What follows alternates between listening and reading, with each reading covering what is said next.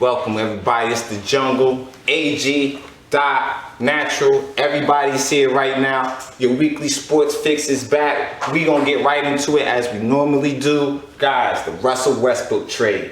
Let's break it down from both sides, the Houston side and what they're getting, and then the OKC / Chris Paul side and what that kind of means for them. Doc, what do you think of that Houston trade? I think it was a great trade, to be honest. I think that because Russell Westbrook is better than Chris Paul right now, and I think his ability to drive and slash in the lane, I think that's going to leave shooters wide open for the Houston Rockets, and I think they'll just be able to spot up and just line it up in that system, hit all threes, and I think that's going to be a positive. So I definitely think that's a plus for them. More of a plus. So what you think, AJ? When the trade kind of first broke, I kind of looked at it, I was like, man, like, I get that Russ is better than CP at this point in their careers, but like, is this really shifting the balance? Is this really like the trade that, you know, is going to put them over the top? And my answer is no. Like, you know, the trade itself is kind of fair on what both teams are looking for,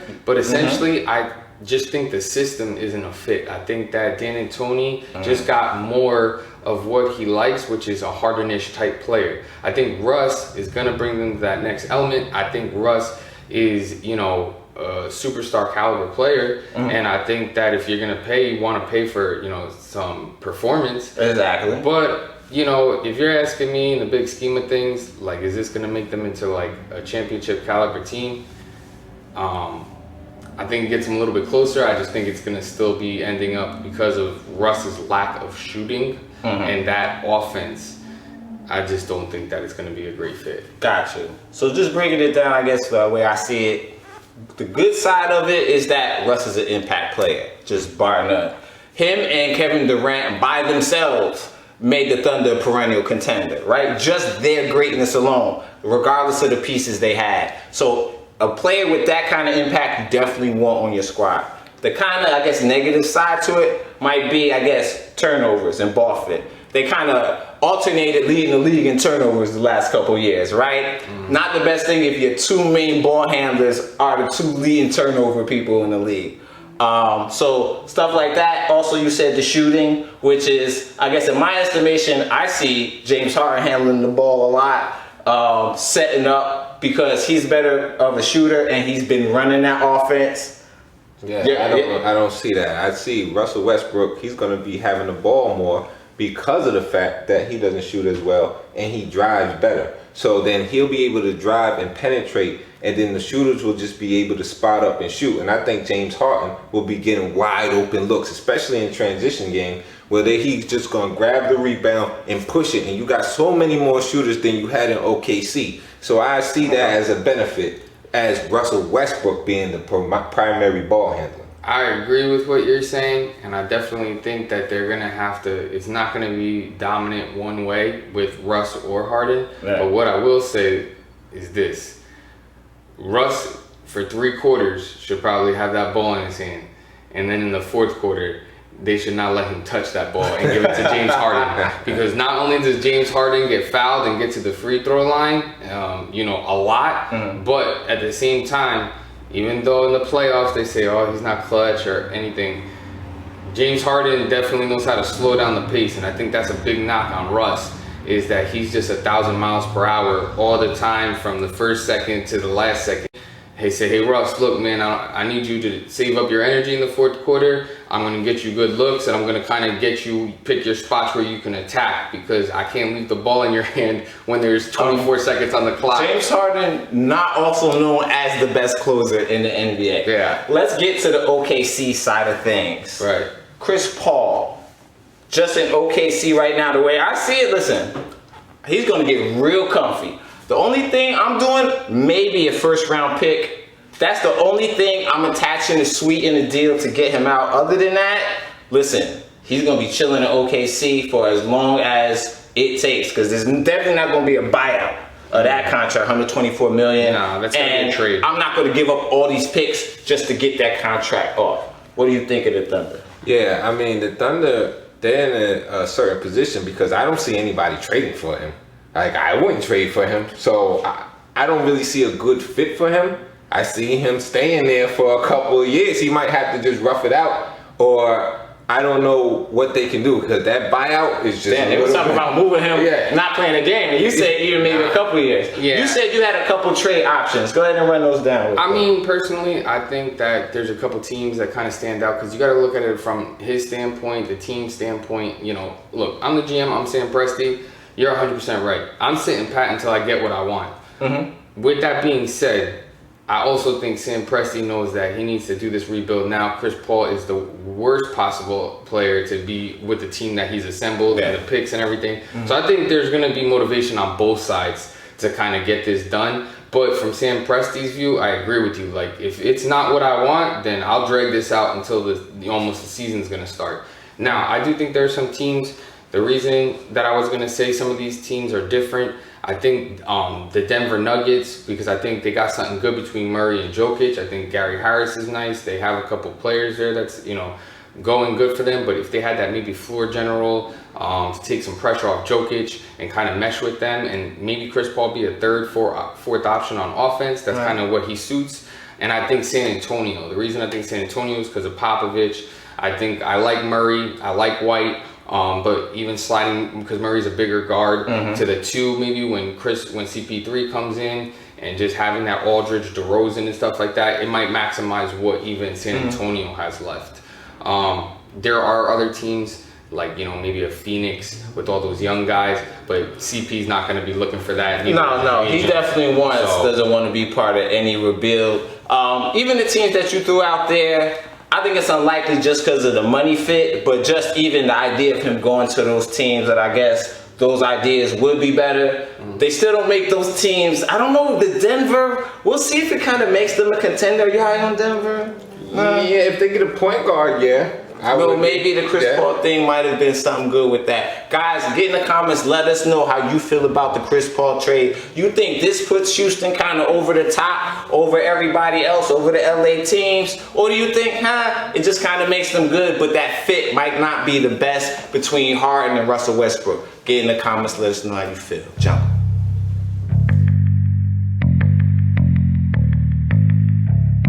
We're back here in the jungle. Let's get into some NFL news. For the first time, it's been a while since we even started talking about NFL. It's about to be back. Less than 2 months away. We're going to have the preseason games going, trying to get back into that feeling. Guys, so let's get into the NFL hot button topic. Melvin Gordon with the Chargers right now. They say they're far away in their contract talks, right? He wants a lot of money and they want to give him a little bit of money. So basically, nobody wants to pay running backs anymore. This the same kind of thing Le'Veon Bell went through last year with Pittsburgh. Everybody knows about the Pittsburgh drama and him holding out and all that. So this looks to be the potential same type situation. What do you think is going to go on with that, AJ? Well, personally, I like Melvin Gordon. I think he's a really good player. He's a Pro Bowler. Yeah, he's a Pro Bowler. Averaged 5.1 yards a carry last year. Over, I think, almost 120 yards from scrimmage. And it was like the most since Tomlinson. I mean, comes down to typical Chargers stuff. Like, don't we expect something from the Chargers every couple of years with the Bosa thing? And it's always some contract issue. Right. Exactly. And it's always with something with the front office or a contract, or it's never has anything to do with team turmoil. It's never anything disciplinary. It's always with contracts, the front office, or something like that. So I expect this from the Chargers because I just completely don't agree with how they do things over there. Look, I get it. There's only a few running backs that should be paid elite, but that doesn't mean just because the running back position in a whole is depleted. No, there's still elite players at that position. So you need to pay them if they're an elite player. Like, you know, I mean, just because Julio, there's not elite wide receivers doesn't mean, you know, like every 30 teams doesn't have one. Doesn't mean that there aren't elite ones. So their running backs should deserve to get paid. Melvin Gordon deserves to get paid. But they've been devaluing this position in the league. Doc, what do you think is going on with this? I think it all depends on what your value is to your team. See, certain players play in certain systems, right? And they might be better in that system than other systems. right? But when you see somebody like Melvin Gordon in that system, they have to pay him. I mean, you draft a player to become a Pro Bowler. That's why you draft him so high. And then they become a Pro Bowler, and now you don't want to pay him. So what are you doing right now as a team? Well, this is part of the one thing I guess I didn't like about how the NFL started devaluing running backs. Okay, you get drafted, you're about 21, right? You get your first contract. By the time you get available for free agency after 5 years, you drafted in the first round, you're about 26, almost 27 now. They're not going to give you a long-term deal because they said 30 years old, according to the analytics, you're washed up. So we're not going to, so basically running backs are in a position they're not going to get paid. They're in a position just not to get paid. So this is what the NFL kind of has done. I hope Le'Veon Bell has created a new kind of standard in the way people will look at it. I guess even not the situation, because even if they don't want to, guess what? I'm going to get to somebody that will. He's had also what he's had the past couple years, a lot of carries. So he's looking at the wear and tear like, listen, I'm young, I got to get paid. So, and that's what it is. But you know who's not young? Phillip Rivers. So yeah, I wouldn't be surprised if Phillip Rivers got involved in some of this because he don't. I mean, hey, wait, is Phillip Rivers going to give up some of his check? Well, it's not about giving up his check. It's about the fact alone is that if you are giving Phillip Rivers this type of money, and Phillip Rivers probably has amount of years that he has left in his head, it probably lines up with how long this contract's going to be with Melvin Gordon. I mean, right? Like Melvin Gordon gets a 4 to 5 year deal. How much longer does Phillip Rivers have? Probably like 3 to 4 years. Call me crazy. I don't think he cares. I mean, he cares about Melvin Gordon as a person, but as far as lining him up, I guess against his money, I think he's just about getting his. I don't think he's about like if he's like, oh, can you take 10 million less to give Melvin Gordon? I think he gives a fat no. What are we talking about for a number? I want to hear a years and I want to hear a number. Like, what do you? So I personally right now do not know how much Melvin Gordon is asking for. I didn't look into it, but right now he's 26 years old. He has 2 Pro Bowls, and that's the season he's coming off of. I want a years and I want a dollar amount. Well, I believe it's going to be within 4 to 5 years, within the 60, 70 million type of range. Whoa, I would give him 4 years.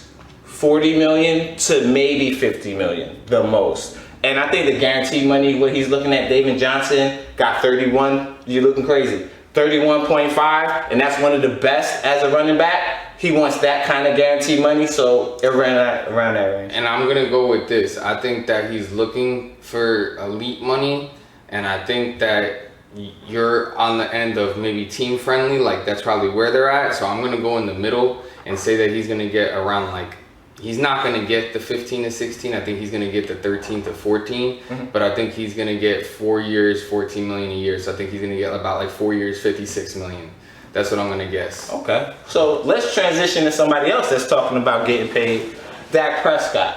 So they're talking about Dak Prescott being the highest paid quarterback in the NFL. Highest paid. Tom Brady. Anybody, he's the highest paid. We got a Cowboy fan here. I'm going against my own team. What does Dak look like when he don't got Zeke? Oh, you a Cowboys fan? Cowboy fan. So what do you think about that, Cowboy fan? Oof. That's crazy. That was a long pause. That's crazy. Look, I'm gonna sit here and I'm gonna tell you I'm openly about being a fan, and you'll learn this about this show, but I am an unbiased person. I'm gonna call it and shoot it for what it is. Dak Prescott, before Amari Cooper got there, okay, they were talking about whether or not, like, what are we gonna do? Because he was so shaky, okay? But was that because of his wide receivers? No. What I'm saying to you is this, and that's gonna get to my point, is that if we're talking about the fact of what type of contract, if we're gonna offer him a contract, last year. Now look, the guy keeps his interceptions down, okay? He's a dual threat, okay? And for the most part, he's had a solid winning. Like I think him and Brady are like almost tied for winning percentage since he's gotten into the league. Okay? I think they're 100% top 2. I just don't know if he's actually 1 or 2. One good season to do good. But my thing is that with Dak, is that he hasn't proved he could throw the long ball. And at the same point in time, when Zeke went out, he didn't carry us. And then going into this year, before Amari got there, he looked like an average Joe again. So my thing is that if I'm going into this, I like Dak. I hope that they come to a good term. You give me a number. But talking about an actual paying him the highest, give me a number. Give me a number. Well, give you a number as far as what you think, because if you don't want to be highest, give me what you would give him. Going rate, I'll give Dak 25. 25. So what do you think about that being the highest paid? I look at it like this. You had Ben Roethlisberger, right? Mm-hmm. He had Le'Veon Bell, AB, Smith-Schuster, right? Mm-hmm. If you give that to Dak Prescott right now on the Cowboys, would they go to the Super Bowl? I gotta think about it. Which means that's not good, right? I think that they would be favorites to go to the Super Bowl if he had that type of offense. Okay. And Ben Roethlisberger didn't make the playoffs with that type of offense. Are you saying Dak Prescott's a better quarterback than Ben Roethlisberger right now? Yes, he is. Damn. I'm sorry to say. If he had that offense, he would be Super Bowl favorites. Damn. I'm sorry. That means that even if you don't expect him to be the highest paid, he deserves at least top 5 because he has Super Bowl aspirations. Something if he wasn't on the team, and it depends on the fit, like I said, in your system. He wasn't on the team, we wouldn't be talking about the Super Bowl. If he goes down, there is no Super Bowl talk with Dallas Cowboys. That's a system quarterback. But there's no you're Super talking Bowl about paying him elite money for a system quarterback. You explained the system quarterback. You said if I surround him with elite talent, there's no Super Bowl. Hey, there's no Super Bowl talk without him. There's none. Hey, I think that's a fact. Let me say this. Do I think Dak is an elite quarterback? No. Do I think he is in that window of being next up, having his contract up at the right time, and the timing of this Dallas push for the Super Bowl and being an elite team again? I think all of that goes into him actually getting his money. I think you're going to have to give him the money. Yeah. Whether he's worth it or not, I don't think it's even going to be debated because I don't think he is, but that doesn't mean you ain't going to have to give it to him.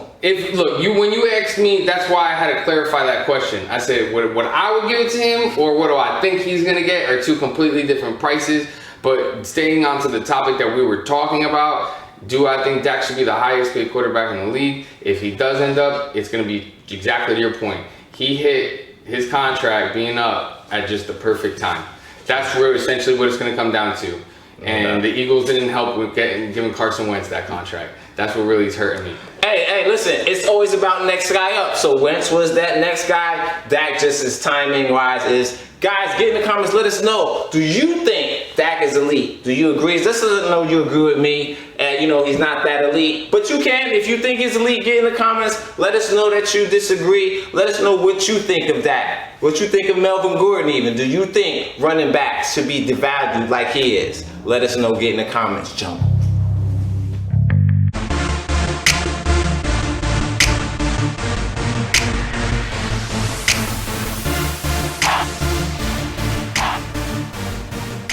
Yes, we're here. Yours and mine favorite loser of the week. You know the rules already. Come on, you already know this. Gotta get that ass beat to be on loser of the week. Guys, I'm just gonna go first. Let me just kick it off again.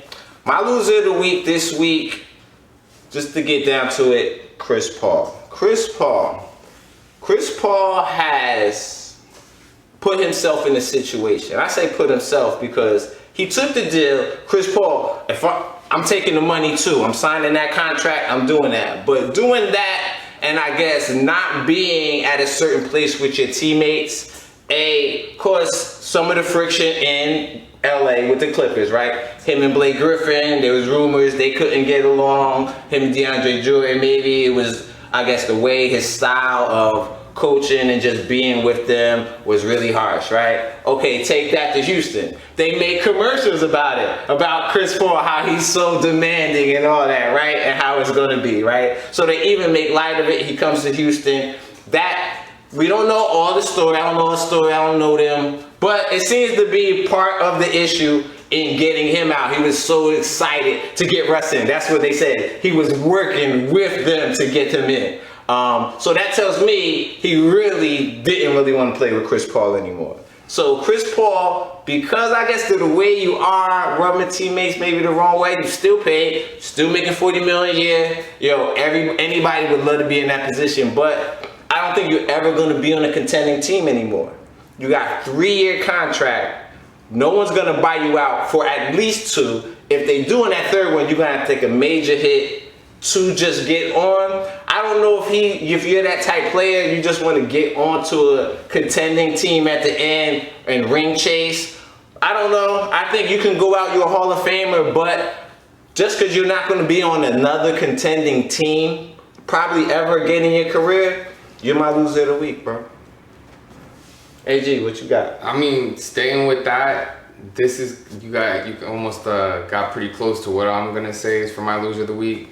My loser of the week is not the team, but it's the OKC Thunder's fans. Going into last week, I mean, they probably thought like, man, like, I wonder if they're gonna make a move. Oh, they made a move alright. Now they got rid of Paul George and Russell Westbrook. Look, the team, if you're gonna do a rebuild, I mean, you can't do a better rebuild than what they're doing. I mean, they're just accumulating picks. Now they got Chris Paul to trade to see what they're gonna get back from that. But I feel for them fans because they had a great run. I mean, they were spoiled. They were spoiled for a decade. You had a small market team that who thought year in and year out, at least we're gonna compete every single year. And we've had some pretty, mega star players. Yeah. But for this week, after 10 years and some change, this week, OKC Thunder fans, you're my loser of the week. Damn. Okay. I'll wrap it up, Doc. I want to switch it up. I want to get more into a serious topic. And my loser of the week is Billie Jean King.